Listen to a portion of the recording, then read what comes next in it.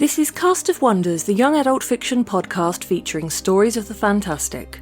Welcome, I'm Catherine Inskip, your co-editor and occasional host. Episode 373 for September the 8th, 2019. Our story for today, which will conclude next week, is Take Heart by Claire Eliza Bartlett. This story is a Cast of Wonders original. Claire Eliza Bartlett is an author and tour guide in Copenhagen, where she lives in an enchanted forest apartment with one husband and 2 cats. If you enjoyed Magdalena's story, you can follow her adventures in We Rule the Night, available now from Little Brown Books for young readers. This story is narrated by Iba Armankas. Iba Armankas is an award-winning writer-director raised by sword fighters and currently based in Los Angeles. One day she will find time to make a website, but in the meantime, you can follow her projects and adventures on Twitter or Instagram. And now we've a tale to tell.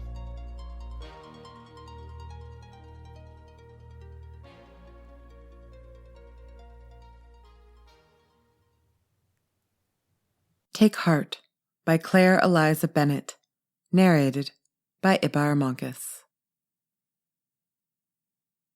Magdalena perched on the edge of a flimsy folding chair, fingers knotted. The overseer's office reverberated with the movement of the factory, a steady, pounding rhythm that made up the heartbeat of the city of Tamin. She focused on the way the inkwell trembled, rather than on the overseer behind the desk, the woman who held Magdalena's past and immediate future in her hands. The overseer wore a severe blonde bun, a high-collared dress, and a frown. She leaned over and lit a gas lamp on the desk with a flash of spark magic from her fingers, pushed aside the little sign that said, Mrs. Verona, and held Magdalena's papers up to the light. "I see why Mrs. Ushenka recommended you," Mrs. Verona said at last. Magdalena saw why, too. Her examination scores were the highest of her year. They were the highest the technical school had seen in the last 7 years, 1 point from perfect. "Mrs. Ushenka also told me you were rejected from the university." Mrs. Verona set the papers down and folded her hands. "Why did you apply?"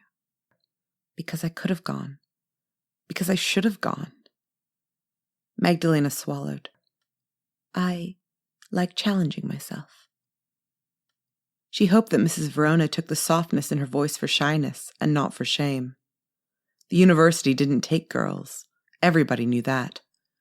But she'd hoped. She was so good at hoping. Apparently, hope and good scores didn't count as much as being a boy.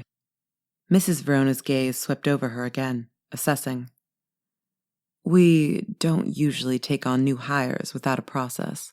But Mrs. Ushenka was glowing in her recommendation, and you're tall enough for the job." Tall was what polite women said when they meant big. Magdalena was the tallest girl she knew, true. She also had broad shoulders, wide hips, large hands. "The breakers are down 1, and I think you're well suited. What do you say to a trial shift?" "Thank you." Magdalena couldn't say no. Her parents had given her enough money for the train to take her from the capital to Tamin and to lodge for a week at the all-girls boarding house. They'd known she'd get a job at one of the factories, and she couldn't let them down. Perhaps some of her defeat showed in her face, for Mrs. Verona leaned over the desk and patted her arm. "Take heart, dear. The university's full of backwards theoreticians.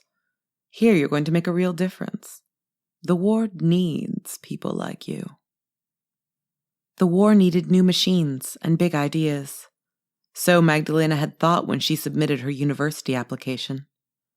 But maybe Mrs. Verona was right, and what the war really needed was hard labor. So she nodded, and Mrs. Verona surprised her with a smile. "Let's get you started then." She led Magdalena out onto the factory floor. Conveyor belts ran with fresh war beetle and palanquin parts that quivered and twitched. Girls inspected the parts with spark-flushed hands. Above them, machines slotted joints into carapaces. "You're not allowed in the smithing rooms," said Mrs. Verona. "But the finished parts come here, then drop on the belt. If they pass inspection, they'll be sent to the assembly floor."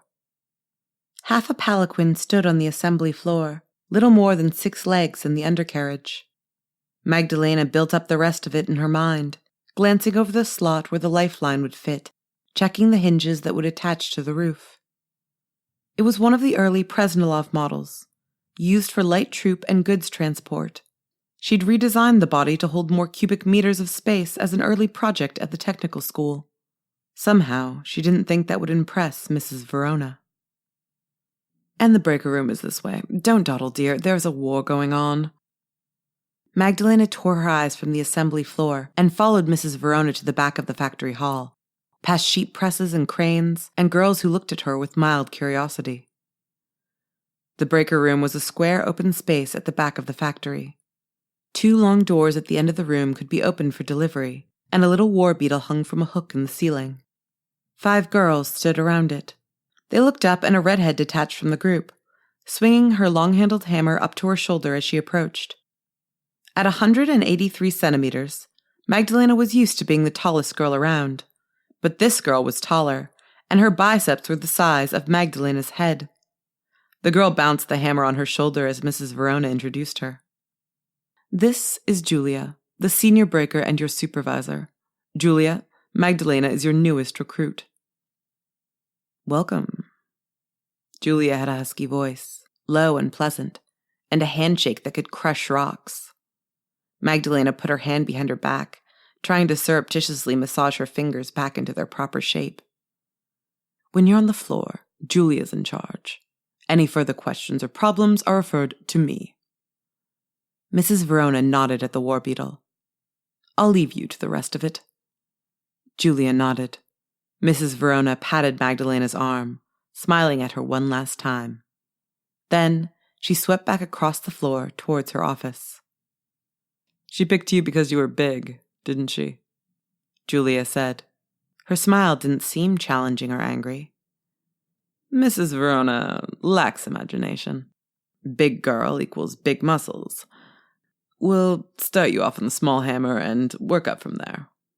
She didn't mean anything by it, Magdalena told herself as she followed Julia to the little kitchen on the side of the breaker room. All the same, it was hard not to feel like a failure already. She couldn't think her way into university, and she couldn't swing a big hammer with the rest of the girls. "Since everyone stopped for tea, I'll introduce you. That's Ayla."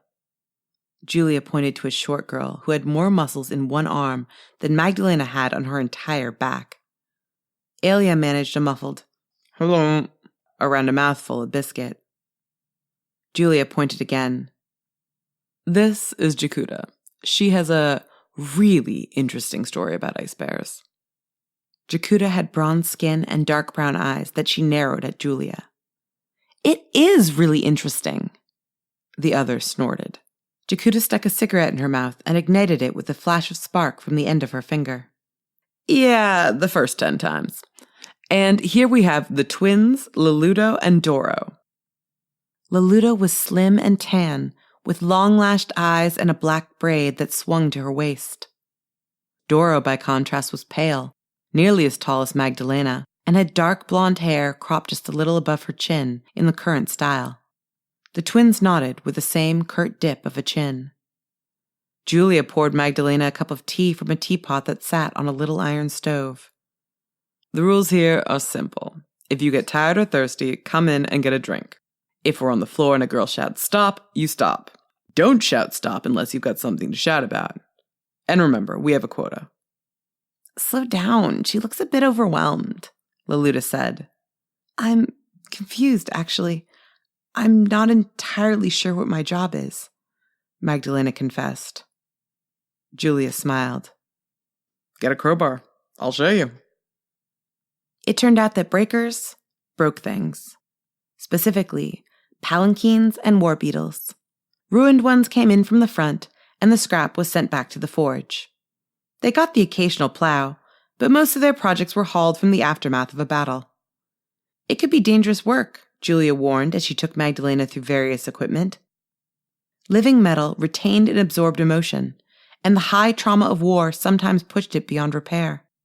War machines were powered by spark magic, and sometimes held on to their users' fears long after the human involved had died. At the technical school, Magdalena had heard stories of war machines that could move on their own and lash out with residual anger. But the war beetle that hung in front of her now was motionless, as harmless as a 1-ton living metal machine could get. Magdalena shadowed Julia, using her crowbar to pry up pieces of hull and get into the heart of the war beetle. The other girls shouted back and forth as they worked. "I saw Jenna messing in the coffee jar this morning at the boarding house," Dora said. "She's not stealing coffee," Ayla replied. A torn chunk of carapace clanged to the floor. "She's definitely stealing coffee," Leluda said. "She's happier than I've ever seen her in her entire life. Who gets that happy without coffee? Besides, we tasted extra chicory in it this morning," Dora added. "The two of you love conspiracy." Julia indicated where she wanted Magdalena to pry. "Where are you staying, Magdalena?" "The Norever Grand Hotel." "That's on the green side, isn't it? By the farmland," Ayla said. "Yeah." The one nice thing about having to walk up 5 flights of stairs was that she had a view of the apple farms from her window. They were the only pretty things she'd seen in Tammin so far, blossoming pink and white in the brown and gray factory town. "I live on the green side," Jakuta said. "I used to walk in the orchards with my boy, before he got conscripted. I'll show you the shortcut to the apple orchard sometime." They worked for an hour before Julia called a break. "How are you feeling?" she asked Magdalena. "Fine," Magdalena panted, realizing how out of breath she was. Julia shook her head. "Remember, you get tired, you take a break. Because if you don't, you'll end up smashing a hammer on your foot." "Or worse, my foot," Ayla called. The routine was repetitive and rhythmic, just like everything in Tammin. They worked. They drank tea. They worked some more. They ate lunch in the canteen with the other factory girls. Magdalena had to admit there was some peace in being a breaker. She aimed. She moved the crowbar or the hammer. She smiled at the crunch it made as metal flew apart beneath her. But at the end of the day, it was boring. Whenever she stopped to take a break, thoughts crowded her mind. The exact angle of an optimal swing. The force needed to break a leg or a carapace or an axle. How to make a machine to smash it all for them. How to put the pieces back together again. How to build a better knee joint for a war beetle. How to. Her hands itched for paper and pen. But what would she do with them? Her comrades were nice. No one sat around arguing thermodynamics or trying to see how many legs they could fit into a palanquin design before their instructor told them off. But they never insulted her or tried to make her feel inadequate. It wasn't the competitive atmosphere of school. Magdalena wouldn't admit it to the girls, but she wished she was back there. The breakers got their first big problem in the middle of Magdalena's second week. The small combat palanquin seemed unharmed except for the driver's box, which had folded outwards. A dark blast pattern said, "Grenade." The box was stained in ways Magdalena didn't want to contemplate. The edge of the torn lifeline dug deep into the heart of the palanquin, and still pulsed with residual spark. Julia crossed her arms as the delivery boys slid it from their flat-backed transport palanquins onto the factory floor. "We don't deal with rogue ones," she said. "We've got our orders," the driver replied. He was the first boy Magdalena had seen since coming to Tammin. "That shouldn't make it my problem," Julia argued. He laughed. "Come on, we mess up the transport, you fix it. Would you rather do my job?" She watched him leave with her arms crossed and her jaw working. The palanquin vibrated with rage. Joints twitched and its steel feet clicked on the floor. Magdalena felt hot and irritated when she neared it, like her skin was 2 sizes too small. "We could wait until it's calmer," Doro suggested, but she sounded unsure. There must be some equation for the time it took for energy to dissipate. If Magdalena knew the amount of spark that churned through the engine, combined with the engine's efficiency and tendency to hoard latent spark, Julia was less scientific. It'll take ages. We don't meet quota by sitting around. We'll chain it like the others. Loluto and Doro groaned in tandem. Stop moaning and go get them. Julia used a long pole to haul on the ceiling hook until it brushed the ground. The rest of the girls looped chains through the iron eyes set on the concrete floor. Magdalena followed their lead, hefting a chain with links the size of her hand. Julia fixed the hooks to the end of each chain. When I say, pull. Hard, she instructed. Julia approached the palanquin like it was an injured bear, but it didn't move. She slid the first hook around the leg, and when the palanquin didn't respond, she let out a sigh. Magdalena found herself following suit. This wouldn't be so bad. Julia was on the fourth leg when the palanquin swiped at her. Anger surged from it, hitting them all in a wave. Julia dodged. Pull, she yelled, and Magdalena barely had time to tighten her grip before the palanquin yanked her forward. She planted her feet and pulled until her shoulders burned. The palanquin twisted, legs scrabbling. She could imagine its snarl. Julia tried to catch the leg with swift, jabbing motions, but it soon became apparent that the palanquin was too quick for her. How is this possible? She puffed as her hook scraped along a leg. Magdalena's technical brain took over. It detects the vibrations of your feet. I know that. Even though she couldn't see Julia, Magdalena suspected her supervisor was rolling her eyes. Maybe if we move differently somehow, or surprise it. Magdalena hauled on the chain. The palanquin slid a good meter before it managed to pull back. When she loosened her grip, it turned its attention back to Julia. It only focused on one person at a time. Adrenaline hit her as her brain began to whir. Pull the chain, she called. Keep it occupied. I'll grab the top hook. It's not secure enough, Julia argued. We'll take care of the legs first. The palanquin was too sharp, quickened by an anger that cut against the rest of them. Another leg slid free as Doro tried to resecure her hook. She cursed and ducked. I can do it, Magdalena said. No, you can't, Julia replied. Was this what the rest of her life would be? Someone who didn't really know her, informing her of all the things she could and couldn't do? Was she supposed to fall in line, the way she'd been told to when the university denied her entrance? If no one thought her capable now, she'd have to prove she was. She gave one last pull on the chain and then moved forward with sliding steps. What are you doing? Julia shouted. Magdalena took a deep breath. The palanquin was quick, yes, but it only came up to her shoulder. Fixing the hook should be quick work. She grabbed the torn rail on the edge of the driver's box. The metal bit into her hands, seared her fingers. Her stomach roiled. She heard Julia scream, Magda, stop! But she was here now, and surely the hard part was done. She clambered up. A haze of rage descended on her. She hated this place. She couldn't be here. She didn't know how to be here. This was a waste of everything she'd worked so hard to learn. The palanquin bucked and the haze lifted for a moment. All Magdalena could think was that something was wrong. Then her feet left the driver's box. The palanquin tossed again and she swung around. Her arm caught in the railing and cracked. Her fingers loosened without her permission, and she fell. Someone screamed distantly. Jakuta and Alia grabbed her by an arm each, and she gasped in pain. The anger receded in a wave, leaving her muddled and feeling sick. Her left arm hung strangely, as though it had one more bend than it needed. Julia and the twins backed away. The palanquin thrashed a few moments more, but with no one in range, it seemed to quiet, pulling back in on itself.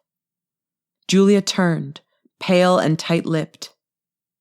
Unease filled Magdalena, mixing with nausea. I'm okay, she lied, trying not to vomit. We can try again. Take her to the hospital, Julia said.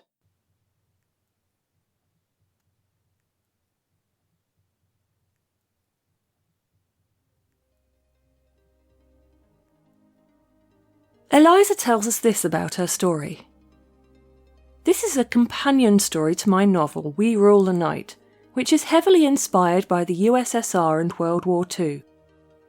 Gender roles were treated very differently by the USSR, often leading to dichotomies in which women and men were not discouraged from certain activities.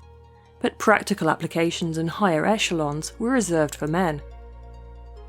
This is most evident in the World War II period. Women flew planes, attended rifle clubs, and did the same things as their male comrades, but struggled with sexist bureaucrats and petty officials when they wanted to go to the front. It's hard sometimes to keep thinking yes when the whole world tells you no. I wanted to write about that, and about what might get lost when brilliant minds give up, and how just a little encouragement can inspire great things. Join us again next week for the concluding part of this story. We love bringing you the best audio fiction week after week, but we can't do it without your support. Your donations pay our authors, our narrators, our servers, and our staff. Please consider supporting us with a monthly donation through either PayPal or Patreon. You can also review us on Apple Podcasts, request us on Spotify, and consider the stories we publish for award consideration. There are lots of ways you can help.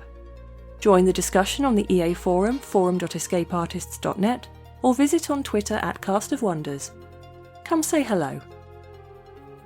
Cast of Wonders is a production of Escape Artists Incorporated and is brought to you by our editors and hosts Marguerite Kenner and Catherine Inskip, Assistant Editor Alexis Goebel, Associate Editors Tonya Bezpalko, Amy Brennan, Alicia Caparaso, Trace Fontil, William Haight Minor, Andrew K. Ho, Sean Proctor, Ray O, Susie Rodriguez, Carissa Sluss, Emma Smales and Chris Tang.